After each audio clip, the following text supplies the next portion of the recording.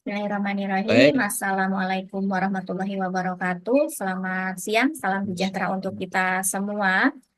Baik Bapak Ibu sekalian, pada kesempatan kali ini kita akan memulai materi pada sesi Diklat Kepala Laboratorium Sekolah dengan tema kebijakan keuangan dan sumber daya manusia Laboratorium Sekolah yang nanti akan dibersamai oleh narasumber kita dari UIN Saizu Purwokerto, Profesor Subur sampai dengan pukul 15.30 waktu Indonesia Barat. Bapak Ibu, nanti selama materi berlangsung silahkan bisa disimak dan tidak diperkenankan untuk menyalakan fitur mikrofon selama tidak berkesempatan untuk berbicara.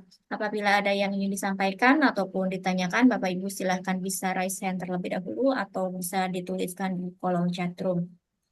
Untuk mengefektifkan waktu, langsung saja kami berikan kesempatan kepada beliau, Profesor Subur. Silakan, Prof. baik. Terima kasih Mbak Ayu. Ini saya screen dulu ya, share screen dulu.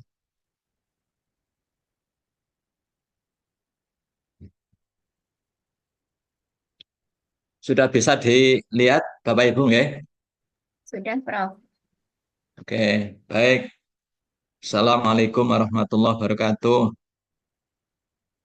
Bismillah, alhamdulillah, wassalatu wassalamu ala rasulillah wa ala alihi wa sahbihi wa ala amma ba'd. Mbak Ayu dan Bapak Ibu semuanya peserta diklat eh, laboratorium sekolah yang saya hormati. Mudah-mudahan semuanya dalam keadaan satu walafiat, tidak kurang satu apapun. Kita bisa berjumpa kembali dalam kegiatan diklat ini. Ya, baik. Eh, saya kebetulan pada kesempatan ini mendapatkan eh, amanat untuk menyajikan satu materi yang mungkin bagi kita semuanya sebenarnya tidak asing ya.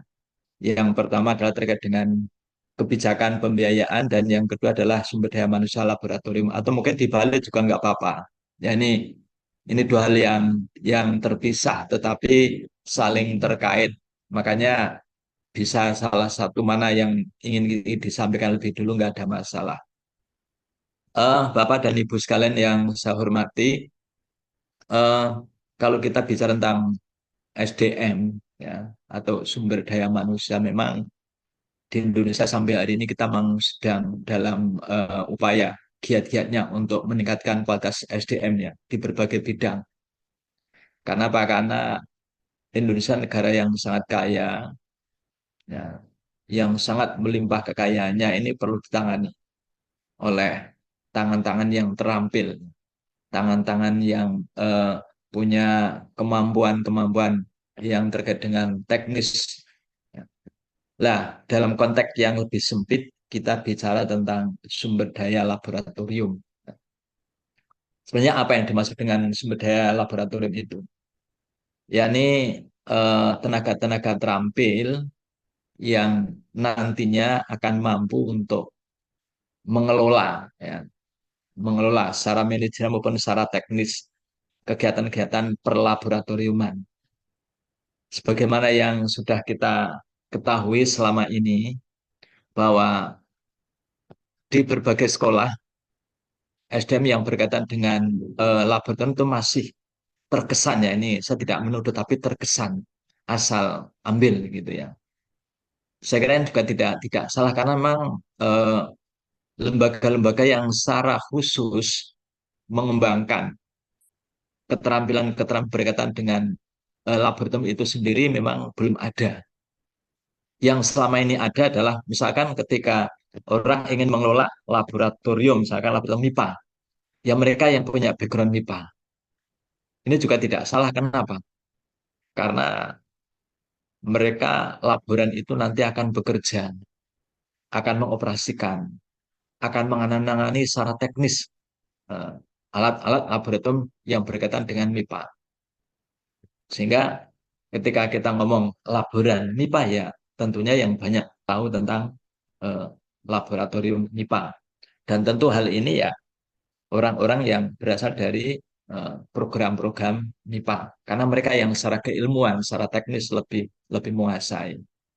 Ya.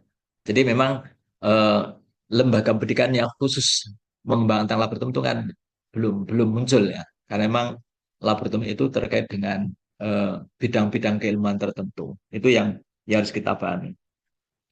Kemudian yang kedua, misalkan laboratorium biologi. Juga ini orang-orang yang punya background kemampuan menguasai seluk-beluk tentang biologi. Begitu juga misalkan komputer, begitu juga tentang bahasa. Nah ini hal-hal yang mungkin harus kita sadari bersama bahwa tenaga laboratorium yang ada selama ini mungkin kita anggap masih dikaitkan dengan eh, materi-materi yang akan diajarkan dalam laboratorium itu. Jadi belum masuk pada hal yang berkaitan dengan eh, pendidikan laboratorium itu sendiri, tidak masuk ke situ. Ini yang penting kita sadari. Tetapi perlu Bapak Ibu semuanya ketahui bahwa itu pun bukan satu hal yang salah ya. Karena apa? Karena ya laboratorium itu kan selalu nempel kepada bidang-bidang tertentu yang karakteristiknya itu berbeda antara satu dengan yang lain. Dan yang harus kita pahami. Nah, sebelum kita masuk lebih jauh tentang sebenarnya tenaga atau sumber daya manusia betul yang seperti apa yang kita anggap nanti kompeten ya untuk menangani kegiatan laboratorium. Ini mungkin kita lihat dulu tentang makna laboratorium ya. Ini biar Bapak Ibu ketika bicara tentang SDM juga nanti nyambung bahwa SDM itu penting karena laboratorium itu juga penting. Pertama hal yang perlu kita pahami ini bahwa laboratorium itu merupakan satu hal yang eh, menjadi bagian penting dari pendidikan. Nah, karena dalam Permendikbud nomor 33 tahun 2013 disebutkan bahwa setiap lembaga pendidikan wajib memiliki laboratorium. Nah, ini yang perlu dipahami oleh kita semuanya. Semua yang terlibat dalam pendidikan ini harus memahami bahwa laboratorium adalah satu hal yang sangat penting. Karena apa? Karena di laboratorium itu bisa dilakukan uji coba, dilakukan penelitian, dilakukan pelatihan. Jadi eh, Bapak Ibu semuanya nanti perlu apa ya? Intinya membangun ya, membangun komitmen bahwa laboratorium adalah satu hal yang penting dalam dunia pendidikan. Ini catatan pertama yang harus kita pahami. Ya. Kemudian yang kedua, dalam konteks perguruan tinggi, laboratorium itu juga eh, sebuah unit penunjang ya, yang bisa digunakan untuk membantu dalam pelaksanaan kegiatan pendidikan, penelitian dan pengabdian kepada masyarakat. Ya. Jadi kalau di lembaga pendidikan tinggi ada pendidikan, ada penelitian, ada pengabdian, semuanya butuh laboratorium. Ini juga menguatkan betapa laboratorium itu bagian yang sangat penting dalam konteks pendidikan. Ini eh, yang kedua ini juga mengandaikan bahwa pendidikan akan lebih berhasil dengan baik ketika ditunjang dengan laboratorium yang memadai. Nah, ini yang harus kita jadikan sebagai catatan yang kedua. Kemudian yang ketiga, karakteristik laboratorium itu berbeda-beda. Ini yang juga ketika nanti orang ingin menentukan laboran, ini tidak cukup hanya pokoknya laboran, tapi harus dilihat dulu. Karena laboratorium itu berbeda-beda, maka karakteristik tenaga yang dibutuhkan juga berbeda-beda. Ada bidang-bidang eksak seperti biologi, fisika, kimia, ada bidang-bidang ilmu sosial, humaniora.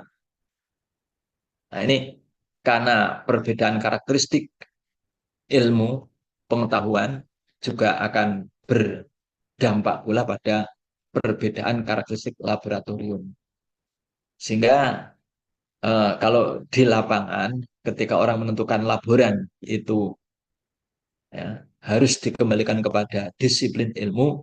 Nah, ini saya kira satu hal yang memang harus begitu ya. Karena apa? Karena memang eh, wilayah ya, keahliannya itu berbeda-beda. Nah, Kemudian yang keempat, catatan yang penting untuk diperhatikan adalah bahwa laboratorium itu mengalami dinamika. Ya.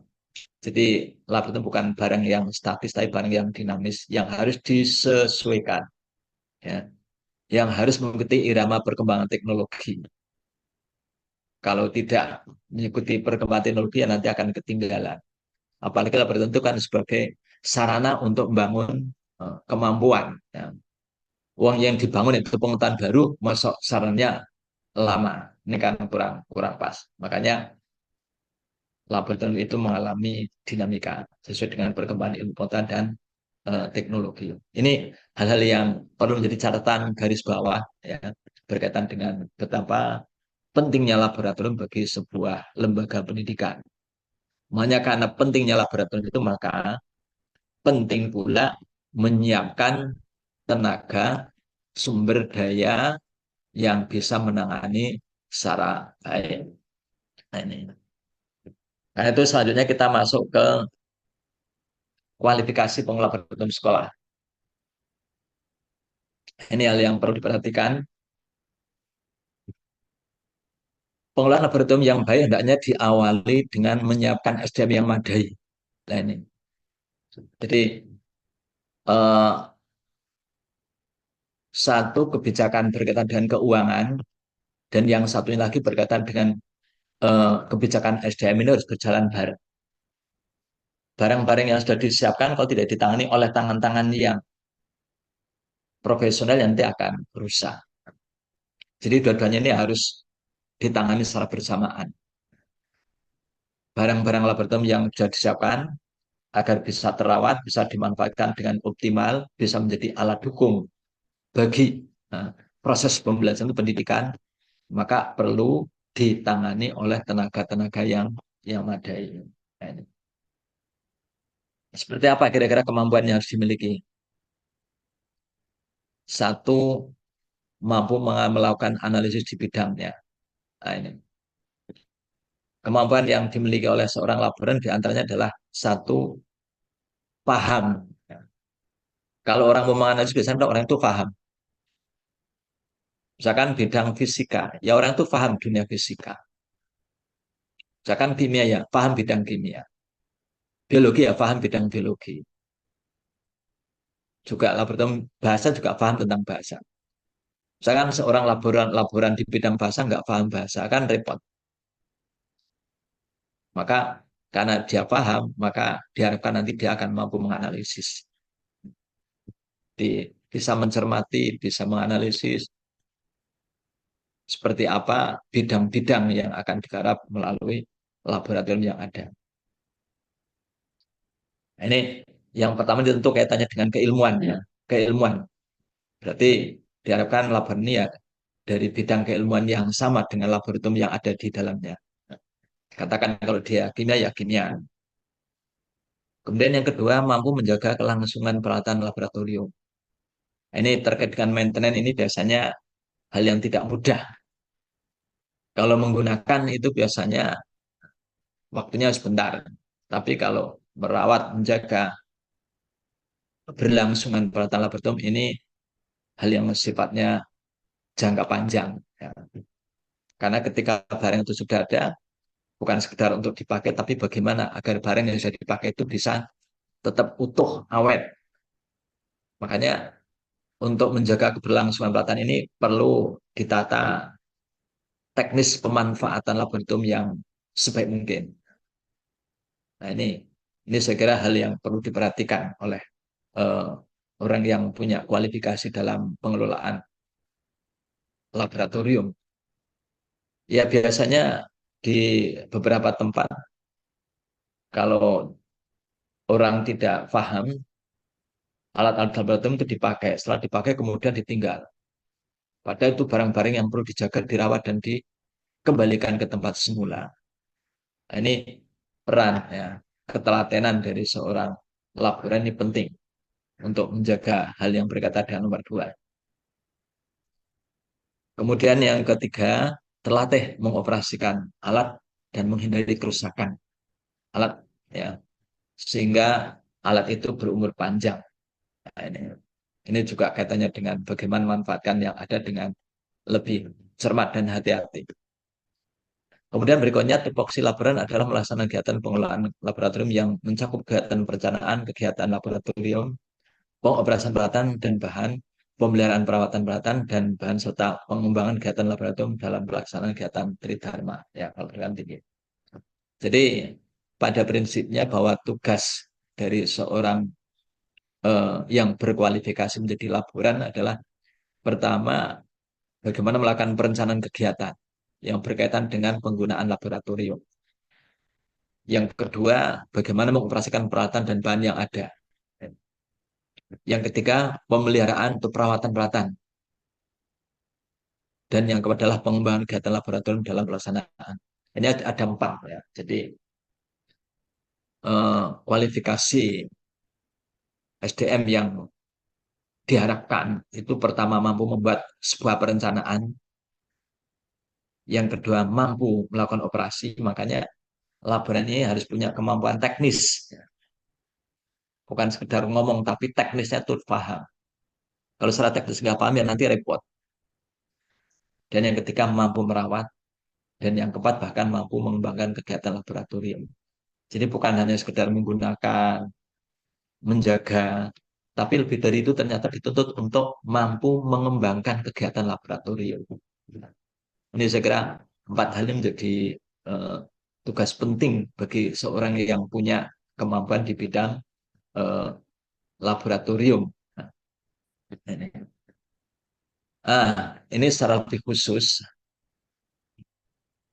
ya, yang berkaitan dengan apa? Dengan laboratorium kita coba eh, melihat bahwa sesuai Permendiknas nomor 26 tahun 2008, kompetensi laboran adalah kemampuan dalam nah ini SDM yang dibutuhkan terkait dengan pengelolaan laboratorium adalah satu, mampu menyusun rencana pengembangan laboratorium. Yang kedua, merencanakan pengelolaan laboratorium. Yang ketiga, mengembangkan sistem administrasi laboratorium. Sistem administrasi.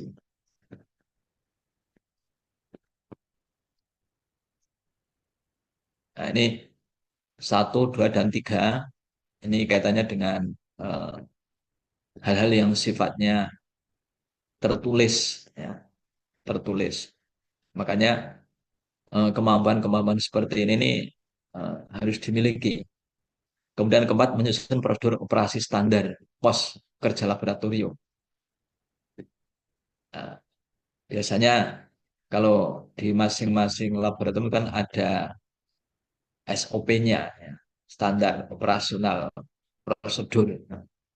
Supaya apa? Supaya kegiatan bisa berjalan dengan tertib. Karena bagian juga karena di satu sisi laboratorium itu diperlukan, di sisi lain itu harganya mahal, di sini lagi yang pakai itu banyak. Nah, makanya perlu diatur dengan menggunakan prosedur yang sedemikian rupa. Ya. Kemudian yang kelima, yang tidak boleh dilupakan adalah mengkoordinasikan kegiatan praktikum dengan guru. Nah, ini. Jadi karena laboratorium itu sifatnya kan pekerjaan yang bersifat membantu, ya, membantu guru, membantu anak dalam meningkatkan kompetensi dan pengetahuan. Nah, makanya seorang laboran itu banyak berkoordinasi dengan guru-guru ketika akan melaksanakan kegiatan praktikum. Baik itu kaitannya dengan jadwalnya, dengan waktunya, dengan materi-materi yang akan dikembangkan lewat proses-proses yang ada dalam laboratorium. Nah, ini perlu ada kerjasama koordinasi antara eh, guru dan laboran. Kemudian yang keenam, menyusun jadwal dan memantau serta mengevaluasi kegiatan laboratorium. Ini punya kemampuan untuk menyusun jadwal dan memantau serta mengevaluasi kegiatan. Nah, ini ada 3, menyusun jadwal. Setelah menyusun jadwal nanti praktek. Ketika praktek, laboran tidak boleh pergi, tapi mendampingi. Ya, mendampingi kegiatan anak dan kegiatan guru selama itu berlangsung. Kemudian yang berikutnya adalah mengevaluasi kegiatan. Tentu apapun kegiatan dilakukan itu biasanya harus dilakukan evaluasi. Untuk apa? Untuk mengetahui kekurangan, untuk mengetahui keberhasilan, dan sebagainya. Karena aktivitas yang baik, kegiatan yang baik itu harus dilakukan evaluasi pada akhir kegiatan. Ini hal yang penting. Ya. Jadi ada jadwal, ada monitoring, ada evaluasi. Nah, nanti akan bisa dilihat hasilnya. Kemudian yang ketujuh, menyusun laporan kegiatan laboratorium. Nah ini, jadi kegiatan lab itu juga perlu di samping laporan yang bersifat pengetahuan, terutama untuk guru dan peserta didik yang menggunakan laboratorium, otomatis menggunakan catatan. Karena untuk mengetahui tingkat terjadinya perubahan tentang hal-hal yang menggunakan laboratorium. Sudah barang pasti seorang laboran juga membuat laporan kegiatan laboratorium.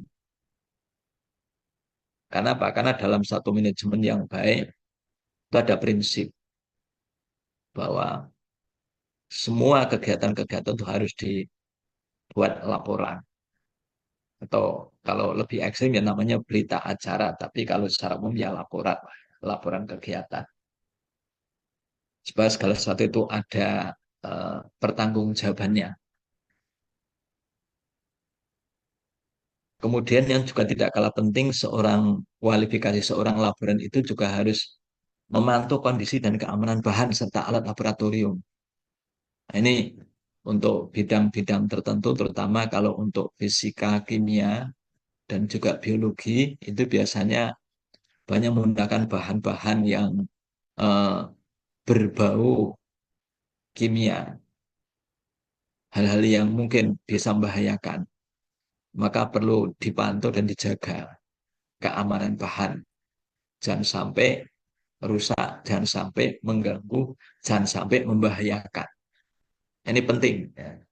Makanya seorang laboran itu perlu memahami eh, laboratorium yang dia tangani. Sehingga kualifikasi SDM untuk laboran ya tentu akan lebih bagus kalau dia menguasai bidang-bidang yang dia kerjakan. Nah, supaya apa? Supaya dia bisa menjaga nah, keamanan, keselamatan, keberlangsungan. Nah, itu. Kemudian yang ke-9, memantau kondisi dan keamanan bangunan laboratorium. Nah, ini biasanya laboratorium itu punya tempat. Ini juga perlu dijaga. Kalau laboratorium barangnya mahal-mahal, barangnya rumit-rumit, kok tempatnya tidak aman, tidak secret. Nah, itu juga harus diperhatikan, dilakukan upaya-upaya penanganan agar keamanan barang-barang yang ada dalam laboratorium itu bisa terjaga. Ya, ini bermula dari rumah laboratorium itu. Ya, di tempat kami juga begitu ya. Ada laboratorium IPA, ada laboratorium kimia. Ini juga eh, tempatnya dicarikan tempat yang aman. Aman dari kerusakan maupun aman dari eh, membahayakan. Ya. Kemudian yang ke-10, membuat laporan bulanan dan tahunan tentang kondisi dan pemanfaatan laboratorium. Ya, ini sekali lagi eh, tentang laporan yang pada intinya menggambarkan apa pendokumentasian ya kegiatan-kegiatan laboratorium. Ini bagian yang sangat penting untuk dilakukan. Bapak Ibu sekalian yang saya hormati, tadi itu berkaitan dengan sumber daya. Sumber daya manusia yang diharapkan mampu mengelola bahan-bahan laboratorium maupun kegiatan laboratorium.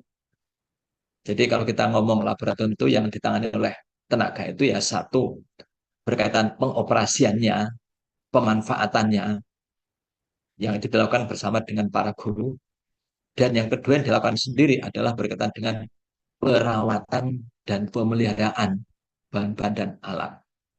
Nah, ini dua tugas yang saya kira menjadi tusi utama dari seorang laboran. Ya. Dan tadi sudah dijabarkan kalau kita kembali pada undang nomor 26 tahun 2008. Seperti itu. Kemudian yang berikutnya, ini kita bicara tentang pembiayaan. Nah, apa yang dimaksud dengan pembiayaan laboratorium ya, yaitu dari mana laboratorium itu diadakan atau bagaimana cara mengadakan laboratorium yang sudah barang pasti berkaitan dengan masalah pembiayaan. Karena ya pada umumnya ya meskipun lab tidak harus berbiaya. Kalau misalkan laboratorium alam itu kan juga bisa. Alam bisa menjadi laboratorium, kolam bisa menjadi laboratorium. Ya. Misalkan museum juga bisa menjadi laboratorium.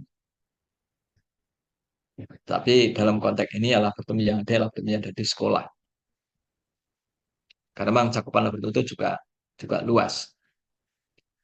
Uh, Kalau kita kembali kepada pendapat uh, seorang yang banyak berbicara tentang laboratorium,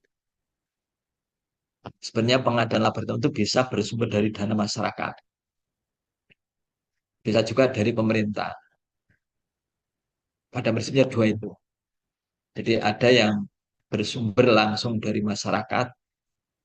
Biasa di sekolah-sekolah swasta itu kan masyarakat uh, berurunan ya, untuk mengumpulkan dana untuk beli laboratorium.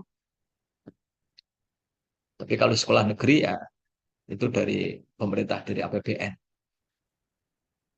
Tentu pengadaan ini disesuaikan dengan ketersediaan dana. Ya. Dan ini kadang-kadang di satu sisi itu laboratorium yang bagus, tapi kadang di sisi yang lain dananya terbatas. Makanya kalau kondisi seperti itu seperti apa sebaiknya? Ya kalau dalam bahasa lain, kalau dalam bahasa agama itu ada namanya, jika kamu tidak bisa mendapatkan semuanya, ya jangan ditinggalkan semuanya. Atau bahasa lainnya, tidak ada rotan akar pun jadi. Nah, ini prinsip kita mengadakan laboratorium itu ya, meskipun dalam batas yang minimal itu diupayakan itu ada. Karena apa? Karena itu mandatori dari pemerintah. Nah, jadi kegiatan-kegiatan yang ada dalam dunia pendidikan itu akan sangat bagus jika didukung dengan keberadaan laboratorium. Meskipun kadang-kadang penyediaan dana untuk laboratorium itu juga tidak mesti maksimal. Nah ini eh, kita perlu berpikir yang jernih. Ya. Artinya begini, tidak ketika tidak ada uang yang cukup kemudian tidak mengadakan laporan itu tidak begitu. Ya. Meskipun dana minim, ya upayakan. Karena sekecil apapun laporan itu akan bermanfaat.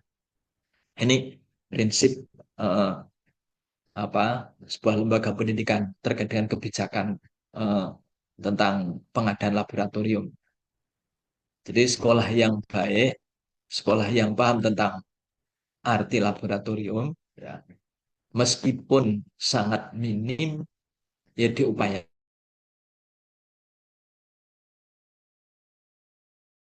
Meskipun sangat minim.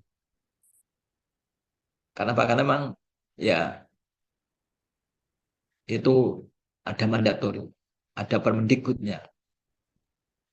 Karena memang karakter keilmuan kita, karakter materi-materi pengetahuan kita itu kan banyak didukung dengan latihan, uji coba,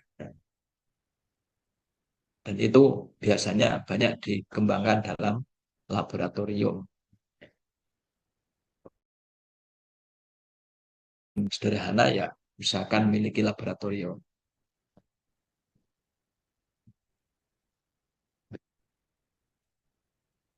Nah, ini, jadi teknis, teknis, teknis untuk pengadaan barang itu biasanya pertama menyiapkan proposal ya, yang berisi spek barang-barang yang dibutuhkan. Jadi berkaitan dengan kebijakan itu ya, karena biasanya orang yang menyiapkan uang juga belum tentu tahu kebutuhan-kebutuhan laboratorium. Makanya di situ perlu ada inisiatif dari kedua belah pihak. Yang satu, kebijakan keuangan ada untuk anggaran laboratorium. Kemudian yang satunya lagi, ada menyiapkan proposal berkaitan dengan spek-spek atau jenis-jenis barang yang dibutuhkan dalam laboratorium. Ini nih yang perlu diperhatikan. Karena kalau kedua belah pihak ini tidak bareng itu tidak akan bisa. Yang satu menyiapkan ini, tapi setelah disiapkan ternyata tidak ada uangnya. Ada yang satu bilang ada uangnya, tapi mau untuk beli apa saja nggak tahu. Nah, ini. Jadi eh, kebijakan berkaitan dengan pengadaan ya ada koordinasi antara penyedia dana dan penyedia jasa. Dalam hal ini adalah eh, laboran yang akan mengelola laboratorium. Kemudian yang kedua, karena laboratorium ini berupa barang-barang yang bersifat hard atau fisik, dan ini akan digunakan dalam waktu yang mungkin tidak sehari dua hari, dalam waktu yang lama, agar ada perawatan yang baik, maka ya perlu dipikirkan juga.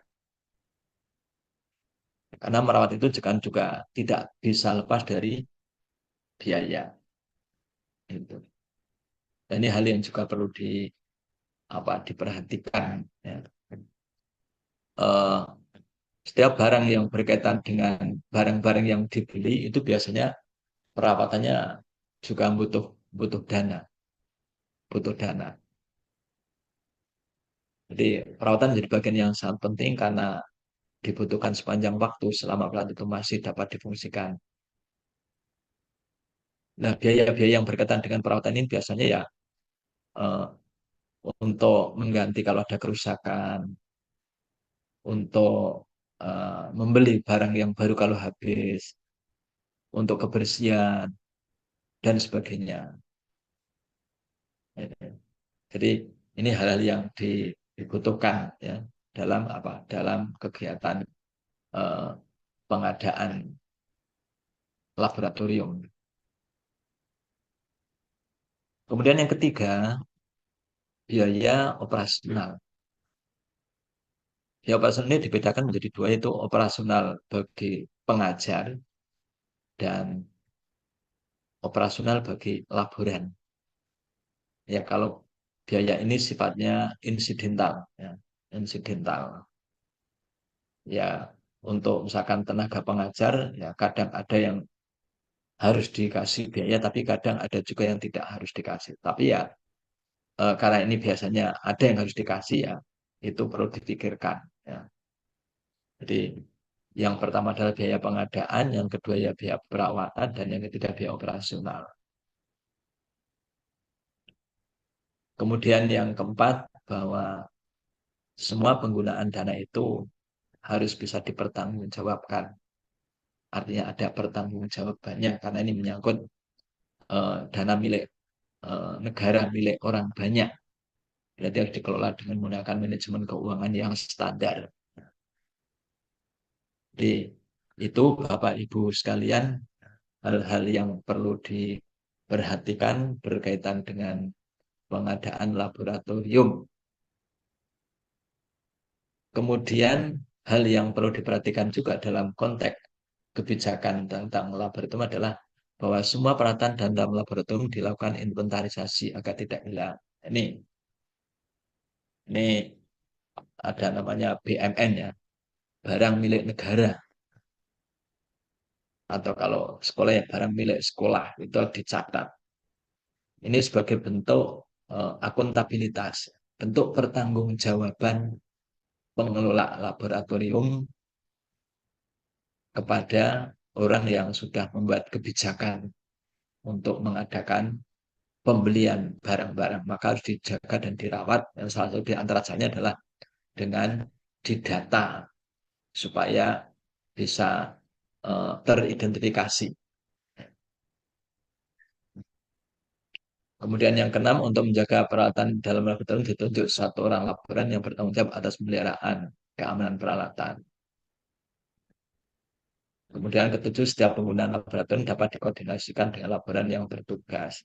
Nah, ini hal-hal yang berkaitan dengan pengadaan laboratorium, saya kira eh, seperti itu. Dan tentu bicara tentang pengadaan ini sangat terkait pertama dengan jenis alat laboratorium yang diperlukan, dan yang kedua ketersediaan dana yang dibutuhkan untuk menyiapkan pengadaan laboratorium. Nah, Bapak dan Ibu sekalian, barangkali nanti bisa dilanjutkan dengan eh, karena biasanya kita akan lebih produktif kalau tidak hanya monolog tapi ada dialog ya. Kalau monolog kayaknya terlalu monoton, makanya perlu ada dialog. Nah, ini ada hal yang bisa untuk menjadi renungan. Ini pertama, apakah di lembaga pendidikan saudara milik laboratorium? Apa saja jenis bentuk laboratorium di lembaga pendidikan saudara? Apakah di sekolah saudara telah memiliki laboratorium? Jika ada, apakah sudah lengkap dan memiliki laboran? Apa saja kualifikasi utama yang harus dimiliki oleh seorang laboran? Dari mana sumber dana laboratorium yang digunakan? Bagaimana proses pengadaannya? Bagaimana perawatan laboratorium di tempat saudara? Bagaimana penggunaan laboratorium dan hambatan apa saja yang sering dihadapi dalam pengadaan laboratorium saudara? Nah, ini Bapak Ibu sekalian yang saya hormati, ini pengantar ya. Nanti monggo, kalau menurut saya panjenengan barangkali di lembaga pendidikan panjenengan masing-masing eh, sudah, kalau saya yakin sudah ada. Karena begini, laboratorium itu kan ada yang namanya laboratorium imitasi, ada laboratorium alami. Ya. Kalau misalkan di sekolah ada musola atau ada masjid, itu juga laboratorium. Jadi pokoknya segala sesuatu yang bisa membuat proses penguasaan itu bisa lebih baik, maka itu bisa dikatakan sebagai laboratorium. Mungkin untuk pengantarnya seperti itu, saya kembalikan kepada Mbak Ayu. Monggo nanti bisa dilanjutkan dengan eh, diskusi. Terima kasih Mbak Ayu. Monggo saya kembalikan. Baik, terima kasih Prof. Subur atas materi yang sudah disampaikan. Untuk selanjutnya, Bapak Ibu, kita akan buka sesi diskusi. Masih ada waktu sekitar 35 menit ke depan. Kepada Bapak Ibu yang ingin memberikan pertanyaan atau menyampaikan sesuatu atau barangkali ingin sharing tentang kondisi laboratorium di sekolah masing-masing, silakan bisa raise hand terlebih dahulu. Baik. Sudah ada Bapak Istajib Jazuli. Silakan Bapak. Baik, Ibu, terima kasih Pak Prof yang saya hormati. Ini saya bertanya kaitannya dengan Ya, kualifikasi laboran tadi, Pak. Ini kan ya, kebanyakan laboran ini, bukan kebanyakan ya, termasuk di tempat kami ini, kalau ada nggak eh, syarat kualifikasi ini, misalnya dari segi pendidikan. Ini saya ini jujur nih Pak, saya ini guru fikih saya Pak, guru fikih dan iya, usul iya. fikih. Tapi karena saya memiliki kompeten lain di bidang ini, akhirnya saya dipercaya mengelola labor. Apakah itu maksudnya bisa diakui atau tidak. Makanya saya mengikuti diklat ini, Pak. Terima kasih, Pak. Ya, standar untuk laboran biasa itu D4 atau S1 itu standar kualifikasi pendidikan ya. Itu. Tetapi kalau dikaitkan dengan laboratorium, ini sekali lagi ini dikembalikan kepada jenis laboratorium yang ada. Jadi dalam beberapa tulisan yang saya pahami, kalau misalkan laboratorium fisika ya orang yang backgroundnya punya eh, apa latar belakang fisika gitu. Tapi standarnya adalah S1 atau D4. Kalau misalkan panjenengan dari fikih ya, misal fikih juga misalkan ada masjid, ada tempat wudhu, ada eh, tempat untuk praktek apa latihan manasik, nah, itu kan juga bisa menjadi laboratorium sebenarnya. Jadi kata-kata laboratorium laboran ini ya tidak berdiri sendiri sebenarnya, tetapi dia mengelola bidang apa. Karena emang bidang itu lumayan banyak dan memiliki spesifikasi dan karakter yang tidak sama. Akan sangat sulit misalkan eh, seorang yang backgroundnya fisika kemudian dia mengelola misalkan fikih itu kan. Meskipun mampu dalam bidang laboratorium di fisika, tapi kan dengan fikih kan jauh. Begitu juga sebaliknya. Jadi kalau kita ngomong kualifikasi sebenarnya sangat sederhana yaitu S1 atau D4 titik. Tapi kualifikasi yang bersifat bukan akademik tapi profesional atau manajerial ya tadi itu. Jadi karena kalau yang berkaitan dengan konten itu kan fisika ya fisika, kimia biologi itu terkait dengan aspek-aspek kajian biologi, aspek kimia, aspek fisika. Dan itu yang tahu kan orang-orang yang punya background itu kan. Itu. Tetapi secara kualifikasi pendidikan ya S1 atau D4 sebagaimana umumnya seorang guru. Ya. Karena laporan juga sebenarnya kan setara dengan guru ya. Ada ada fungsionalnya sebagai laboran. Mungkin begitu Pak Istajib. Ya. Oke, terima kasih, Ini dari Bapak. mana Pak Istajib ya? Oh iya, Dari lupa. mana? Saya dari Man, Kota Pariaman, Sumatera Barat, Pak. Oh ya, Sumatera Barat ya. Iya, ya. Oke, terima kasih Pak Istajib Jazuli. Baik, untuk Monggo Bapak selanjutnya, Ibu yang lain. Bapak Helendra, silakan bisa disebutkan terlebih dahulu nama dan asal instansinya. Assalamualaikum warahmatullahi wabarakatuh. Waalaikumsalam warahmatullahi wabarakatuh. Nama Helendra, guru PAI di SMP Negeri 2 Tulung Selatan. Ada beberapa hal yang ingin saya tanyakan, Prof. Yang pertama, kendala sertifikasi, Prof. Saya ini sertifikasi di SMP Negeri 2 Tulung Selatan kekurangan jam, Prof. Maka dari itu saya ikut kegiatan kepala lab ini salah satu mengantisipasi kekurangan jam di sertifikasi. Iya. Itu pertama, Prof, apakah diakui atau tidak di lembaga Kemenak kami, PAI, di Kemenak Kabupaten Oki di wilayah Sumatera Selatan. Itu yang pertama, Prof. Terus yang kedua, masalah kegiatan laboran PAI pada dasarnya sudah paham apa yang disampaikan oleh Prof tadi, karena laboran itu tidak hanya di musola, tempat wudhu, bisa jadi di lapangan. Karena kami setiap hari Selasa ada kegiatan sholat duha berjamaah, Prof. Kemudian di hari Rabu ada kegiatan Yasin bersama, Prof. Maka dari itu salah satu hal yang membuat laboran yang ada di lapangan itu apakah termasuk salah satu dari laboratorium PAI atau pendidikan agama Islam ini, Prof. Itu saja dan mohon ilmunya karena kami masih awam tentang hal ini, Prof. Assalamualaikum warahmatullahi wabarakatuh. Waalaikumsalam warahmatullahi wabarakatuh. Ya, baik Pak, terima kasih. Pertama begini, memang salah satu, ya bukan salah satu ya, ini tugas seorang guru profesional itu kan untuk menjaga tingkat profesionalitasnya sehingga nanti dia akan mendapatkan sertifikasi. Itu kan satu dia mengembangkan ilmunya. Yang kedua, melakukan in-service training. Ya, ini kan untuk menjaga. Lah, panjenengan ikut pelatihan ini kan juga dalam rangka meningkatkan kompetensi dan eh, merawat profesionalitasnya. Jadi ini bisa digunakan untuk nambah jam. Yang penting nanti kan di sertifikat ada JPL. Jadi itu bisa untuk nutup kekurangan sertifikasi ya. Karena memang ini menjadi eh, kendala umum banyak dari teman-teman guru yang untuk bisa memenuhi jam yang ditentukan yaitu 24 jam untuk mendapatkan sertifikasi itu kadang-kadang tidak mudah. Makanya harus banyak ikuti kegiatan-kegiatan yang nanti ada sertifikatnya. Ya, ya kalau desa itu ya bisa untuk nambah sertifikat itu. Itu. Karena apa? Karena itu juga pelatihan yang sangat berguna untuk meningkatkan kompetensi.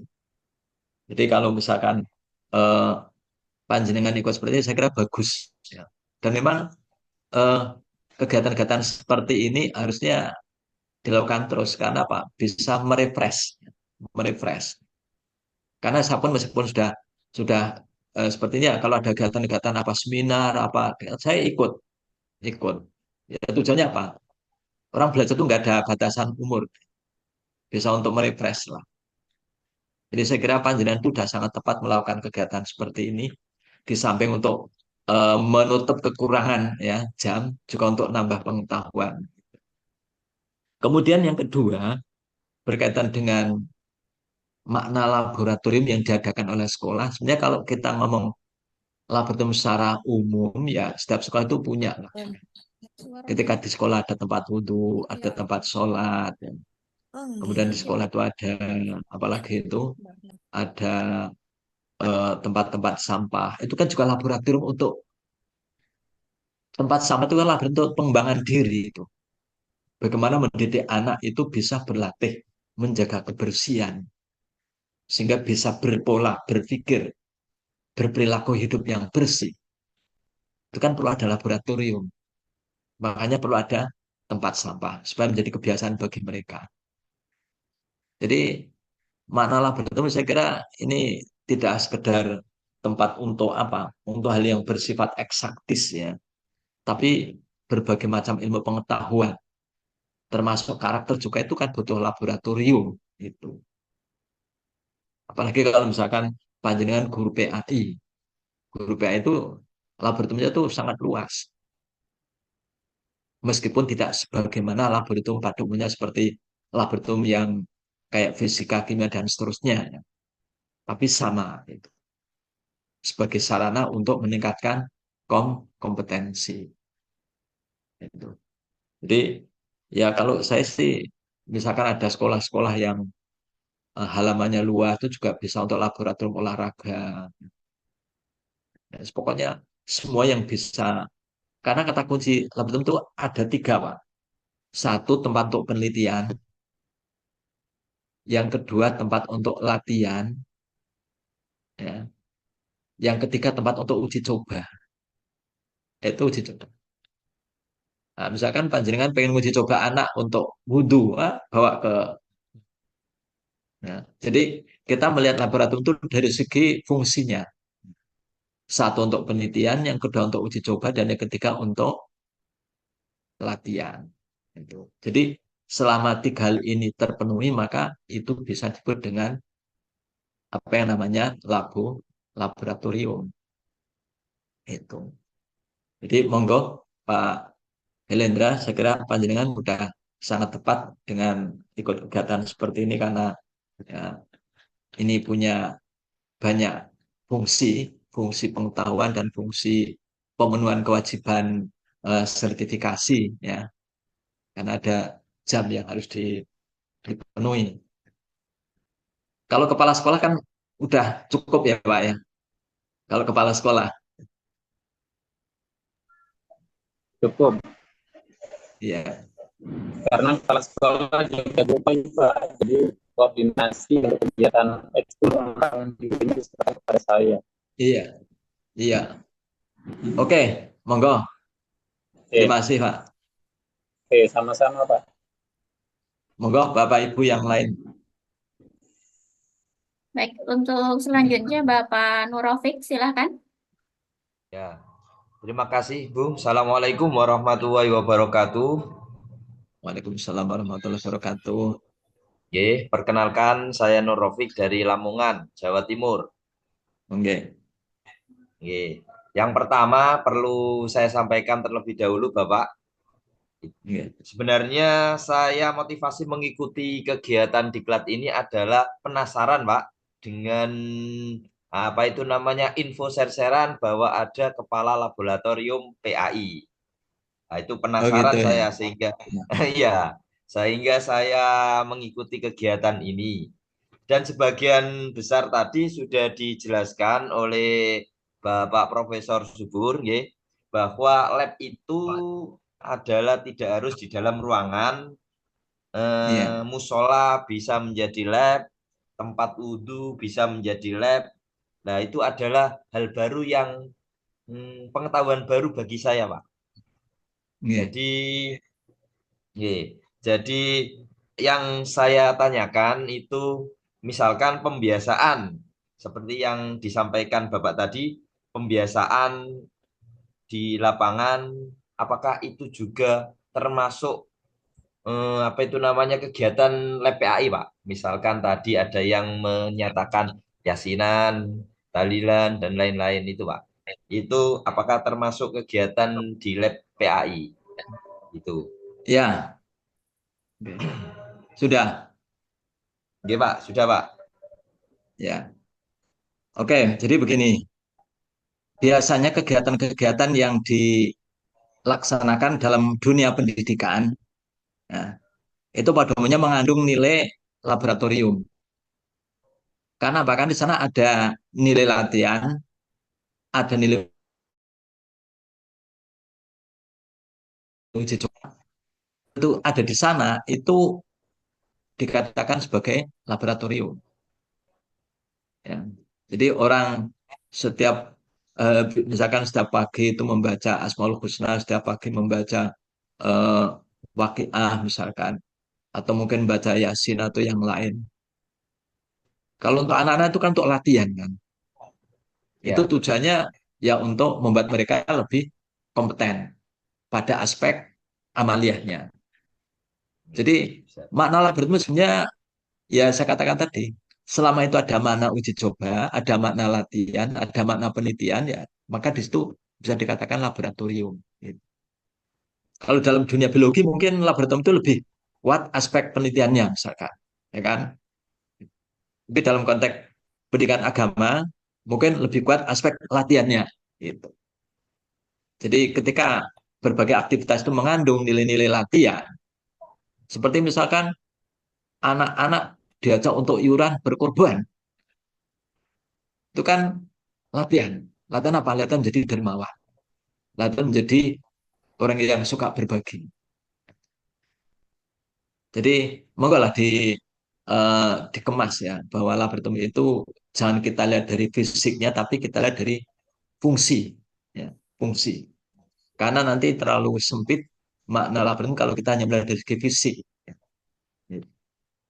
Mungkin Ya, ya, ini Prof. Terima kasih, Prof ya. Pak, okay, Pak Nurofik dari Mazra'atul Ulum ya. Itu Oke, ya. Mazra'ah itu apa? Sawah ya. Sawahnya ilmu. Sawah. Wah, ini Iya. sawahnya ilmu. Ya. Ini Lamongan, Pak, saya pantai di sini juga utara. banyak. Saya punya teman ada berapa ini? Ada sekitar 6 dari Lamongan ini. Katanya Iya. saya ini dari Bangladesh gitu.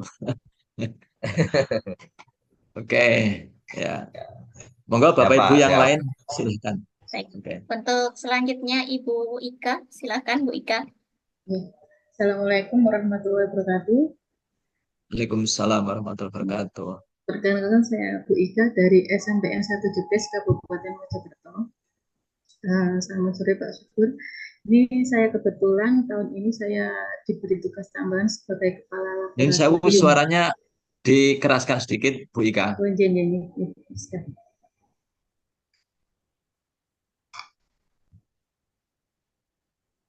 Sudah full, halo? Ya Pak? Ya, kebetulan tahun ini saya diberi tugas tambahan sebagai kepala laboratorium, Pak. Ya, Keterangannya itu hanya kepala laboratorium saja. Berarti kan menaungi IPA, kepala laboratorium IPA dan komputer. Bahasa ya, kebetulan masih belum ada. Nah, di sekolah saya ini kebetulan laboratoriumnya itu masih dibangun semua ini. Tinggal hanya satu laboratorium komputer. Makanya saya ya, memutuskan untuk pilih yang laboratorium komputer dulu ini, Pak. ya, Begini Pak, jenengan tadi segala manajemen lab semua harus dilaporkan. Nah ini saya kan masih baru. Bagaimana sih Pak penyusunannya dalam pelaporan untuk manajemen lab komputer ini? Seperti itu. ya, Dan yang kedua saya tanyakan, ini saya kebetulan baru keluar serdiknya Pak, bahasa Indonesia. Saya di ya. bahasa Indonesia. Apakah pengaruh Pak tentang untuk pemberian tugas tambahan di kepala laboratorium ini? Terima kasih Pak. Iya, baik, terima kasih. Berarti jenengan sertifikasinya bidangnya apa, bahasa Indonesia ya, Bu Ika ya? Iya, iya betul betul. Iya, Ika. Ya, baik. Ini kalau laboratoriumnya itu dan komputer, ya. Iya. Ya. Pertama begini, jadi eh, masalah tugas tambahan itu kan enggak masalah, enggak ada masalah. Namanya tugas tambahan. Yang penting panjenengan kan sudah ada apa sertifikasi yang nanti akan dilengkapi dengan jam yang untuk melengkapi ya, dari pengelolaan ini nanti ada nilai tambah untuk. Kemudian yang kedua, ketika panjenengan diberi amanah untuk menjadi ketua, menjadi kepala laboratorium, maka yang eh, pertama harus dilakukan adalah berkoordinasi dengan kepala sekolah dan guru. Nah itu. Karena apa? Karena eh, pemanfaatan laboratorium itu nanti akan banyak sekali berkaitan dengan proses-proses pembelajaran itu. Tetapi itu semua kan butuh payung kebijakan yang eh, ada di kepala sekolah. Makanya kalau yang saya pahami ya, bahwa ketika kita diberi amanah ya kita berkoordinasi dengan atas yang mempunyai kebijakan, kemudian bawah yang menjadi mitra kita. Nah, itu. Nah, setelah itu nanti baru dilihat dalam proses itu kan kira-kira dibicarakan. Kalau kebutuhannya terkait dengan IPA dan terkait dengan komputer itu kan nanti bisa disampaikan kira-kira apa yang diperlukan. Jadi panjenengan itu sifatnya nanti manajer lah, istilahnya yang mengelola hal yang berkaitan dengan apa dan apa dan apa dan seterusnya itu sangat terkait dengan kepentingan eh, guru, ya, baik yang ngajar komputer maupun yang ngajar IPA. Yaitu. Nah, setelah itu baru panjenengan mengambil langkah-langkah yang diperlukan. Apakah itu menyiapkan bahan, menyiapkan jadwal, dan seterusnya. Tentu yang tidak boleh dilupakan adalah menyiapkan laporan. Laporan. Nah, itu. Jadi eh, itu hal-hal yang mesti dilakukan ya. Jadi pertama sekali tidak mungkin tidak ada koordinasi. Karena untuk bisa mendapatkan input-input berbagai hal brainstorming dengan teman-teman kan bisa dilakukan lewat bertemu bareng. Baru panjenengan menyimpulkan apa yang sebenarnya dibutuhkan dan saya harus melakukan apa itu baru nanti akan bisa ditentukan setelah berkoordinasi. Saya kira mungkin ya seperti itulah ya. Jadi eh, karena panjenengan ini sebagai seorang guru mungkin akan lebih bagus kalau misalkan ada yang bantu misalkan biar tidak sendirian. Karena kalau sendirian kan juga repot. Kan perlu ada yang bisa bantu untuk ikut eh, melakukan kegiatan di laboratorium IPA dan komputer ya. Karena kalau di IPA biasanya eh, perlu juga orang yang apa yang paham. Kemudian yang komputer juga butuh orang yang. Tapi kalau misalkan mungkin terbatasan tenaga, ya saya kira ya yang penting panjenengan bisa berkoordinasi dengan guru supaya nanti dalam proses pemanfaatannya bisa saling menjaga. Karena biasanya kan eh, kalau tidak ada koordinasi nanti kan saya sendiri kalau ada apa-apa kan repot. Tapi kalau misalkan ada koordinasi kan, misalkan pada guru mohon dibantu merawat barang-barang, mengawasi anak dan seterusnya sehingga pekerjaan jenengan kan jadi ringan gitu kan. Jadi Ngapunten intinya Pak. ada koordinasi yang baik dengan para guru. Gitu. Mungkin seperti itu, Bu Ika. Iya, ngapunten Pak. Barangkali ada Oke, contoh untuk laporan kepala laboratorium, mungkin bisa di-share contoh saya laporannya. sebenarnya kalau laporannya itu gini, Bu. Tidak harus ada form-form khusus, tetapi itu lebih banyak. Yang penting begini, satu ada itu kan pakai landscape ya. Jadi ada landscape itu, ada kolom-kolom. Misalkan satu kegiatan, kemudian kedua waktu, kemudian ketiga penanggung jawab, kemudian keempat keterangan. Sudah itu aja. Nah, keterangan ini proses menggambarkan proses kegiatan itu seperti apa. Itu. Oh, ini Jadi, sebagai bentuk jurnal nih Pak, nggih. Untuk iya. jurnal Jadi, kegiatan nih Pak. iya. Jadi dalam bentuk landscape. Itu otomatis nanti itu dalam bentuk laporan. Biar Hmm. mudah. Karena kalau nanti Nggih, laporan bikin narasi itu kan ribet. Pokoknya satu nomor, terus kegiatannya apa, waktunya kapan, penanggung jawabnya siapa, kemudian keterangan yang menggambarkan kegiatannya seperti apa. Udah, itu. nggih, Pak. Jadi catatan-catatan yang berkaitan dengan apa yang terjadi selama penggunaan laboratorium. Gitu. Terima kasih Pak. Ya. Kira-kira nggak sulit ya Bu ya, tadi ya kolomnya itu ya. Ya lima kolom lah. Jadi bukan laporan dalam bentuk laporan yang nggak yes itu. Karena ini kan kegiatan rutin ya. Nanti kan kegiatan-kegiatan rutin. Jadi tidak menggunakan laporan-laporan khusus. Mungkin masih ada yang lain Bu Ika. Nggih, sama Pak. Terima kasih. Assalamualaikum. Oke, oke. Baik, untuk selanjutnya Ibu Fitri Suryani, silakan. Baik, Bu. Assalamualaikum warahmatullahi wabarakatuh. Waalaikumsalam warahmatullahi Salam wabarakatuh. warahmatullahi wabarakatuh. Ya, salam kenal dari saya, Bu, Pak Subur, dan Oke, Pak oke. Ayu. Sama-sama Bu Fitri. Saya Fitri Suryani dari Guru Pai, dari SMP Iya. Negeri 3 Gaungan Arseka. Tempatnya itu di Inhil, Pak. Inhil posisinya di Riau, Pak. Di Riau ya Bu ya. Iya, Pak. Sepertinya saya dengar nih semuanya dari Jawa gitu, Pak ya. Sementara saya dari Riau sendiri kayaknya nih. Oh malah biasanya dari ya, seluruh Indonesia ini kan Iya, memanfaatkan media. Ya. iya, Monggo. alhamdulillah. Saya dari Sulut, Ibu. Oh, ada jauh lagi ya. Iya. Iya, salam kenal untuk semuanya ya Pak, baik Bapak Ibu. Oke. Ya, ini Pak, saya ini sebagai pemula nih Pak ya, Iya. untuk memulai kepala labor PAI gitu ya. Selama ini saya Iya. membina eskul muhadharah gitu kan, karena saya sekarang Iya. sudah sertifikasi, jadi mau tidak mau gitu kan saya harus nambah jam untuk mencari jam tambahan selama sebanyak 12 jam gitu kan kurangnya. Iya. Jadi saya Iya. mencoba untuk mengolah labor PAI gitu Pak. Jadi begini Iya. masalahnya, selama ini saya kegiatan itu saya menggunakan fasilitas musola.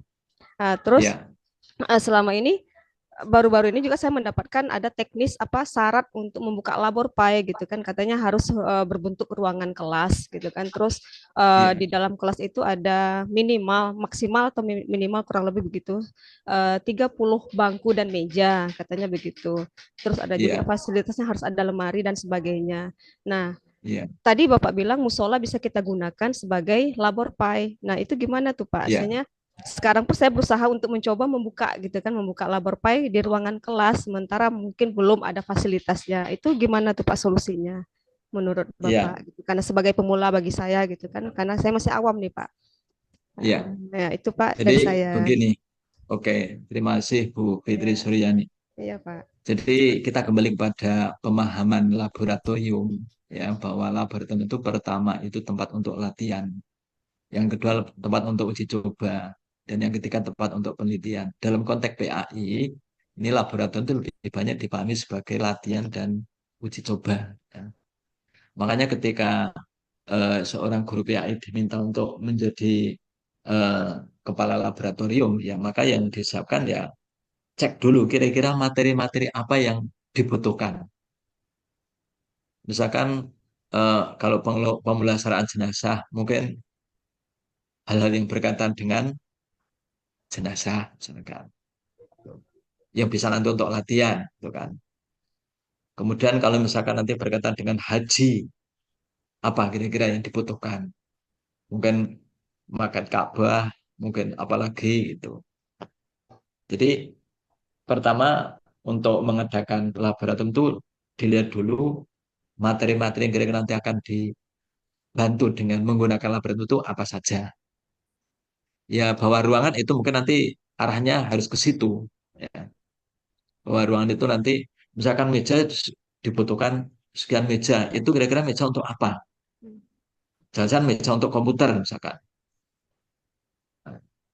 Mungkin ini perlu koordinasi. Yang penting begini, panjenengan punya pemahaman bahwa laboratorium PAI itu lebih banyak berkaitan dengan media-media untuk lebih membuat anak itu paham ketika belajar tentang materi fikih. Karena biasanya dalam dalam materi agama yang membutuhkan laboratorium biasanya masalah fikih biasa. Misalkan ada musola, ada tempat wudhu, ada lapangan untuk manasik haji, kemudian ada peralatan jenazah, kemudian ada lagi misalkan alat-alat untuk timbangan ketika bagi zakat, itu ya, itu. Biasanya seputar hal seperti itu. Gitu. Jadi untuk apa? Untuk ini, untuk memberi pemahaman kepada anak, gitu ya. Jadi ya jangan ke situ aja. Iya Pak. Tapi kalau misalkan disuruh menyiapkan ruangan ya, kalau ada ya siapkan. Oke Pak. Bangku ada siapkan. Tapi jangan harus punya pemahaman bahwa laboratorium PAI itu ya itu gitu. Ya. Karena apa? Itu yang bisa digunakan untuk uji coba, untuk latihan, kan gitu ya. Iya. Kalau misalkan dikasih sarung, dikasih baju koko, dikasih mukena ya bagus, itu juga bagian dari alat untuk latihan gitu. Jadi Makasih Pak. itu peralatan-peralatan untuk laboratorium di rumah atau di sekolah yang berkaitan dengan materi agama. Ya, namanya adalah fikih itu. Mungkin itu Bu Fitri Suryani. Ya Ya. Pak, terima kasih Pak. Ini saya juga baru mendengar ada di sekolah ada laboratorium PAI ya. Iya. Yang selama ini sudah berjalan apa panjenengan? Kalau saya eskul Pak, eskul Muhadharah Pak selama ini. Om Andoro, itu Iya. mimbar untuk pidato, ya bisa. Iya. Jadi Itu kan juga untuk latihan mereka apa melatih mental ya. iya saya gunakan fasilitas musola Pak selama ini gitu Iya. kan. Ya, Ya Pak. bagus. Iya Pak, Oke. makasih Pak. Oke, sama-sama. Baik, satu penanya terakhir Ibu Leni Marlina, silahkan. Ya, terima kasih atas kesempatan yang sudah diberikan. Alhamdulillah untuk kita belum ada memang ruang lab PAI, tapi untuk selama ini kegiatan kita gunakan ruang kosong. Seperti untuk praktek penyelenggaraan jenazah, tentu ada bonekanya, ada alat-alat yang dipakai untuk praktek tersebut. Kemudian ada manasik haji, ya sekedarnya saja untuk, itu kan ada materinya di kelas 10, di kelas 11, materinya ada seperti itu. Nah, yang ingin saya tanyakan, itu di Dapodik kita hanya boleh satu untuk kepala laboratorium. Nah, jadi yang laboratoriumnya kita kepala laboratorium yang PAI ini tidak bisa masuk di Dapodik, itu yang pertama. Karena hanya satu di situ yang disediakan, di situ hanya satu, di setiap sekolah itu hanya satu di Dapodiknya.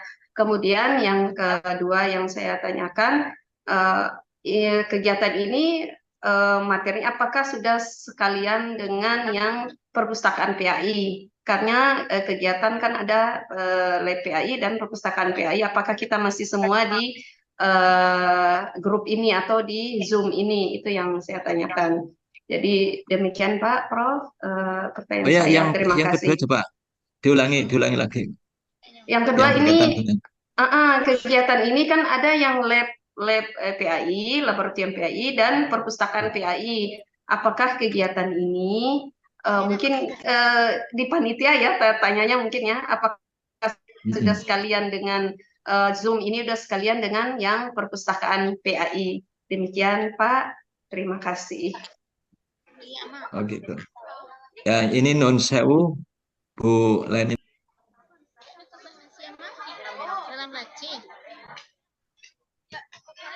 Di mute itu Pak, ke mute itu.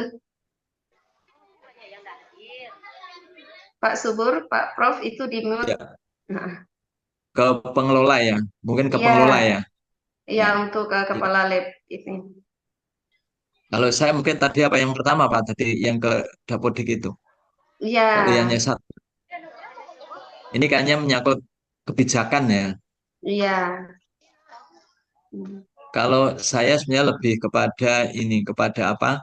Kebijakan sekolah terkait dengan laboratorium dan yang kedua adalah SDM ya. Tapi kalau hubungannya dengan pihak terkait, apalagi kalau nanti menyangkut lembaga, mungkin saya tidak punya kompetensi untuk menjawab. Nah, soalnya nanti saya mbok salah ya, mbok salah iya, itu.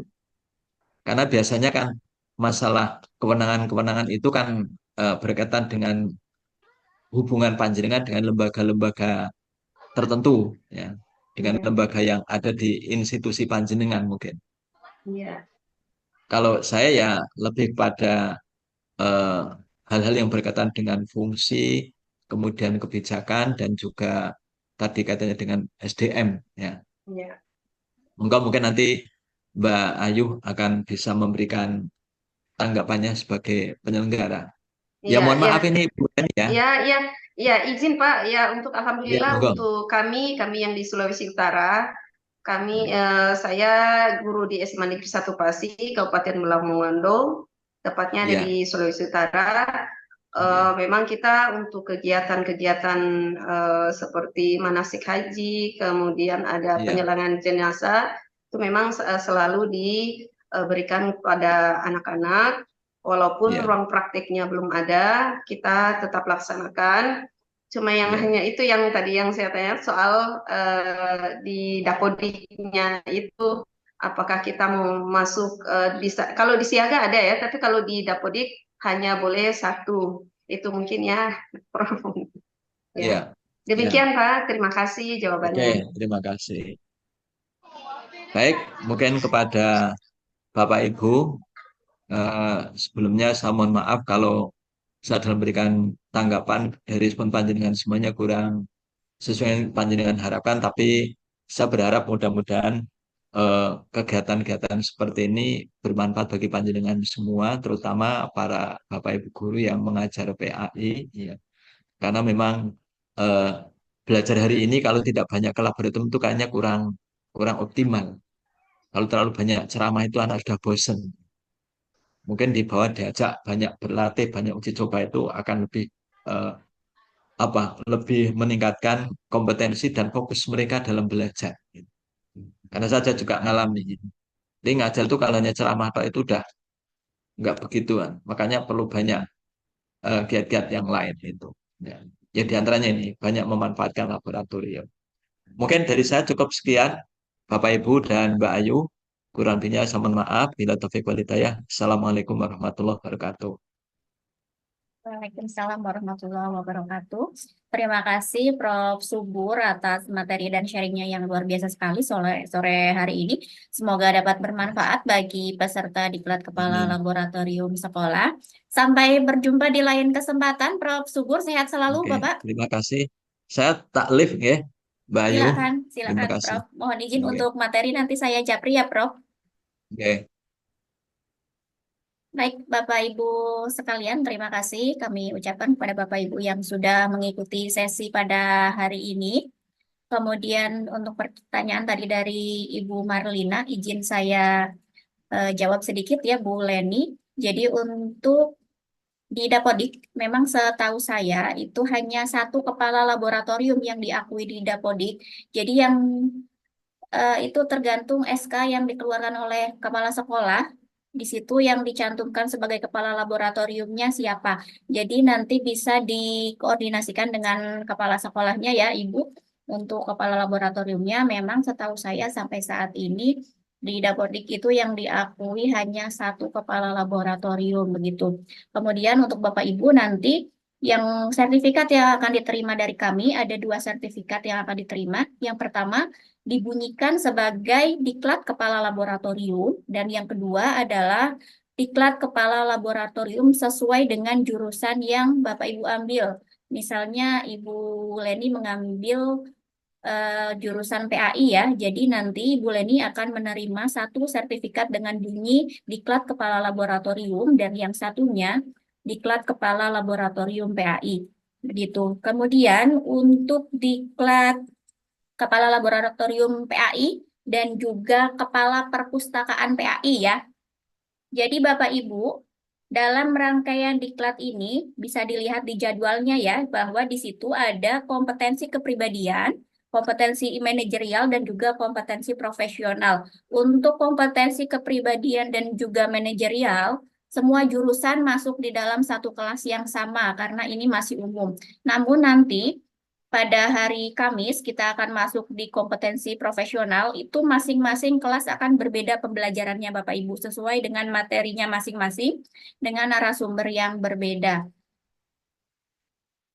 Begitu bisa dipahami ya Bapak Ibu. Jadi setiap jurusan itu nanti akan mendapatkan materi yang berbeda saat materi kompetensi profesional.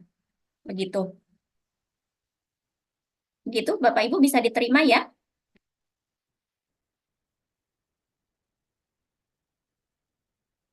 Baik, Bapak Ibu sekalian, mungkin itu yang bisa saya sampaikan. Sampai berjumpa nanti malam, Bapak Ibu.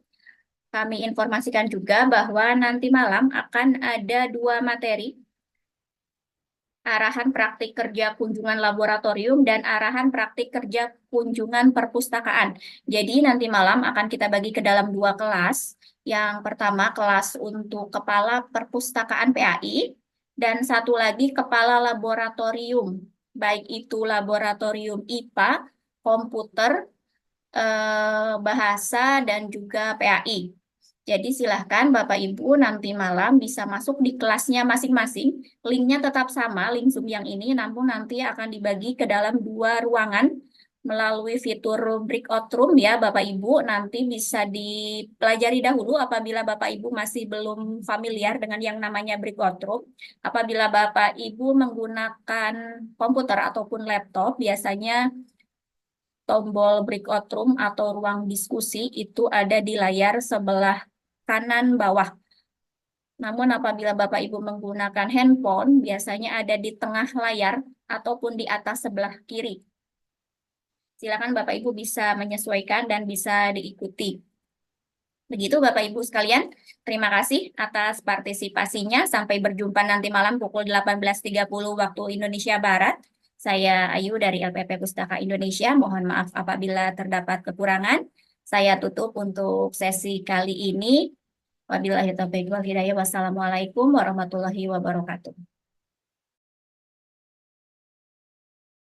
Silakan Bapak Ibu sudah bisa meninggalkan ruang Zoom ini.